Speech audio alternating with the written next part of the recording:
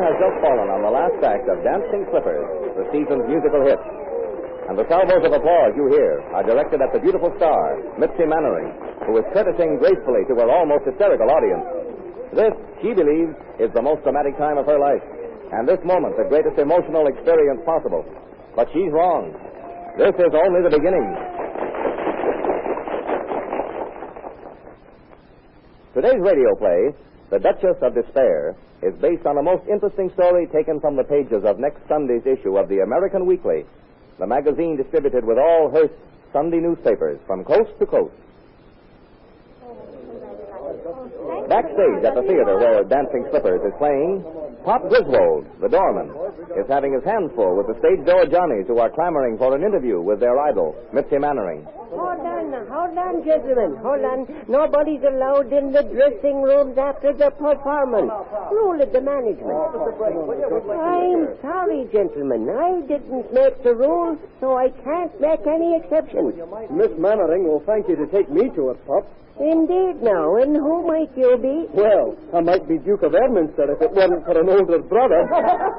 But at present, I'm only the Marquis of Abingdon. Begging your pardon, sir. But is Miss Mannering expecting you, sir? Ah, there you have me, Pop. There you have me.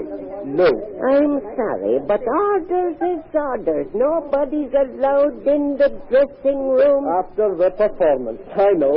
I thought for a moment when you said Miss Mannering would thank me for taking you to her that you had an appointment with her, sir. No, I haven't any appointment, but I still insist she will thank you for taking me to her. May I be so bold, sir, as to ask why? You may, and I'll tell you. Because I'm going to make Miss Mannering my wife. You are?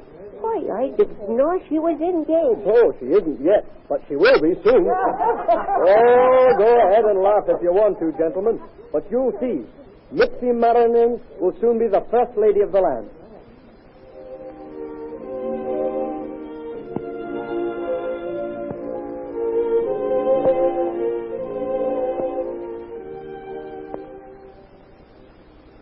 Well, Mitzi? Yes, George? Are you sorry you gave up the stage to marry me? Oh, of course not. You know that. The past year hasn't been all milk and honey for you, my dear. I know that. But I've had you, and, well, that's been more than enough. You're sweet, Mitzi.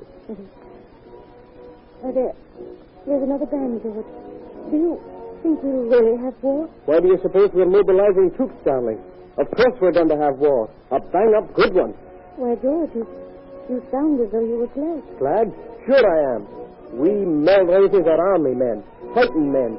Didn't I marry you in spite of my family's objections to the match? Yes, but Once we get our dander up, nothing can stop us. And the way Germany is acting with poor little Belgium makes my blood boil. You're going to enlist. I can see it in your face. Yes, Mitzi, I've made up my mind to join up. I wasn't going to tell you until after I'd taken the king's shilling, but you might as well know. No, you mustn't go, George. Is this Lady Melrose talking? Wife of the future Duke of Edmundston, whose ancestors have been soldiers for generations? No, this is your wife, Mitzi, talking to you. The man she loves. That's all. Come, darling, you mustn't try to make me a coward. And you must be brave, as befits a soldier's wife. Oh, George is awake. Oh, what's to become of him when you don't come marching back? Mitzi, darling, you mustn't take it like this. I'll come marching back, all right. Why, we'll just run over to France, teach those Duchess a lesson, and be home before you know it.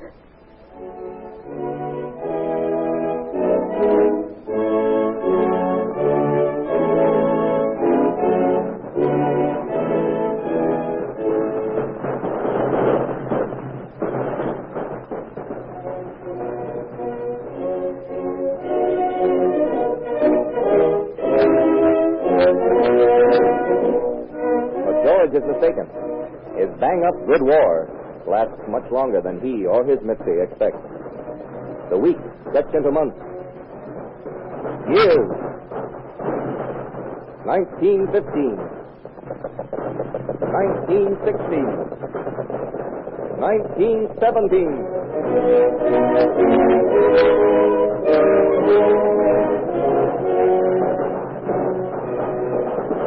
1918. And then, suddenly, one gray morning in November, all firing ceases. The armistice has been signed.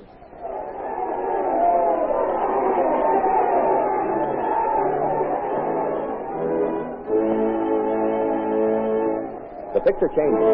The band still play, but for a different purpose. The crowd still cheer, but with joy instead of patriotic approbation. Back home again, George, too, has changed. He didn't die, but his love for Mitzi did. Soon they separate, and he takes his son with him to be raised as an heir apparent to the dukedom should be. A few years pass, and we find Mitzi sitting in a dressing room tent of a carnival.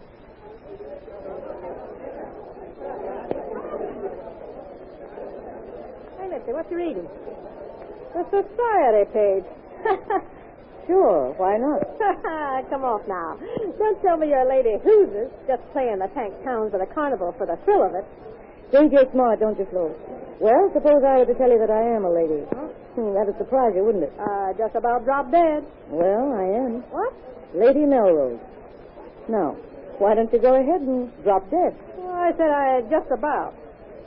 So, you're a lady Mitzi Melrose. A Duchess. Yeah, that's me, all right. A Duchess of Despair. It's a good laugh, eh? Say, I shouldn't be calling you Mitzi. It's your ladyship or something, ain't it? Oh, forget it. Mitzi's good enough for me, and listen, Flo. Yeah? Not a word of this to anybody in the troop. Promise. Sure, I promise. Gee, and to think I'd been pelling around with royalty. Oh, keep still. It just slips out. I never intended anybody to know, so forget all about it, see? Go ahead with your reading and leave me to mine. Okay, Mitzi. Holy... Hey, Mitzi, think of angels and you'll hear their wings. What's the matter? Did you ever have a kid? Why, what's that to you? Nothing to me, but if you did, this may be something to you. Look, it says here, Master George Edward David Melrose, son of the Duke of Erminster, Lord George Melrose, has been reported in delicate health. Oh. And the Duke has issued orders to procure a special governess to look after him. A woman from a French nursing home is said to be on her way to Casement Castle. Yes, let me see that. Well, let me see it. Oh, Georgie. My little Georgie. Oh, if I could only be with you. If only I could... Flo. Yeah? Flo, I've got it. I'm going to nurse him myself. Oh, Mitzi, you must be crazy. No, I'm not. Hey, I read all about your affair in the papers and how your husband got evidence for his divorce. Why, they'll throw you out of the house as soon as they lay eyes Oh, on you. no, they won't. A woman from a French nursing home is on her way to Casement Castle. You bet she is. With a French accent and a pair of dark glasses, I'm that woman. Don't be a fool, Mitzi. Listen, Flo, listen.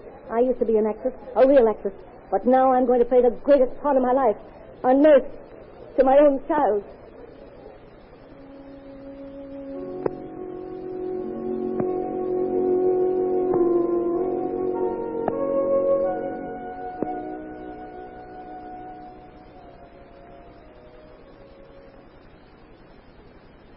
Madame. Oui, mon petit Georgie. How do you feel now? Tired. So tired. Lie back and rest. There's a good boy. I hear the angels' music. So I know everybody in heaven will only be our own family. I don't think there will be any families there, mon petit. We'll all belong to God. I wonder how it will be up there. I know I'll see the city with the gates of pearl and the streets of gold and the lovely flowers and buds, just like outside my window here. We shall. And I shall be happy there forever. I'll never be tired or sick again, will I? No, darling. Never again. Do you think Mama will be there? Before long, I hope. But how shall I know her? You see, I've forgotten what she was like. Oh, you will know her.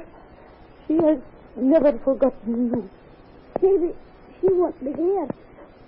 She wasn't good to Papa and me. Tina says so. She wasn't good to you. Oh, mon petit Georgie. Her life after she left you was one of sorrow. Her heart broke, wanting you and her father. How do you know? I knew your mother. Why didn't you tell me before? What was she like? Her face, I mean. Like your... Was she pretty? We... I'm glad. Oh, hold me. Oh, no. Yes. Don't let me fall. Please don't let me fall. No, dear, my darling. You can't fall. I have you tight in my arms. You shan't fall. No. Goodbye, Madame Fremont. I'm going away now. No, Georgie. No, you must not. Georgie, can you hear me? Yes, but you sound so far away. You must listen. Listen to what I have to tell you. I am listening, Madame Fremont.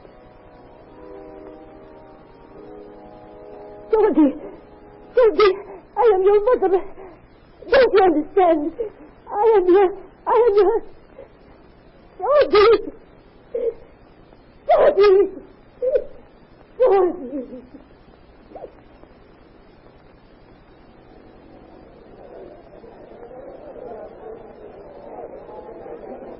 Reading the society page again, eh, Mitzi? Yes. While you was away, I read it, too. I expected to see you'd married your husband again any day. No chance of that. Sorry to read about your kid dying. Thanks. Say, can't you talk to anybody? What you got your nose stuck in that paper for? Let me see. Oh, your husband's going to get married again, huh? Lord George Melrose, Duke of Erminster, who married the rich American heiress today. Well, what do you know about that? Hey, you're slipping, ain't you, Mitzi? I should think you'd have stepped in there and cut her out. It's too late now. Too late. What do you mean, too late? I see you, Georgie. Mother sees you waiting for you. What the... Mother's coming to you, Georgie. Say, have you gone nuts, Mitzi? Goodbye, George.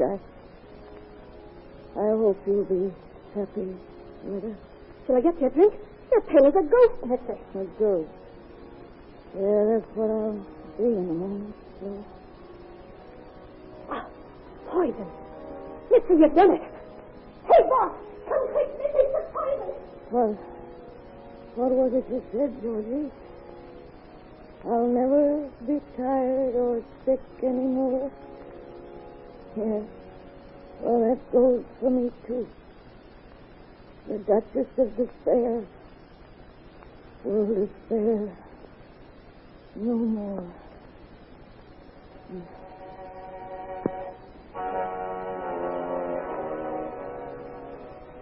Be sure to read how a young woman destined for a brilliant career blighted her destiny and died by her own hand. It will appear in next Sunday's issue of the American Weekly, the magazine distributed with all Hearst's Sunday newspapers from coast to coast. You will find it under the title, Duchess of Despair Kills Herself. And now we turn the microphone over to your own announcer.